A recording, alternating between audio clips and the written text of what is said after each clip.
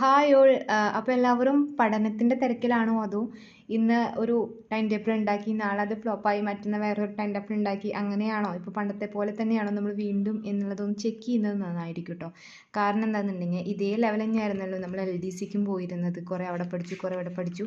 ഇനി ഇതുതന്നെയാണോ? വേറെയും കുറേ കാര്യങ്ങളുണ്ടോ ഇനി പഠിക്കാൻ? ഇതിലില്ലാത്തത് ഇനി വേറെ എന്തെങ്കിലും അവിടെ പറയുന്നുണ്ടോ? ആ ചാനലിൽ എന്താ പറയുന്നത്? അങ്ങനെയുള്ള ഒരു സെർച്ചിങ്ങിലാണെന്നുണ്ടെങ്കിൽ ഒരു കാര്യം പറയാം, നമ്മൾ എവിടെയും എത്താൻ പോകുന്നില്ല.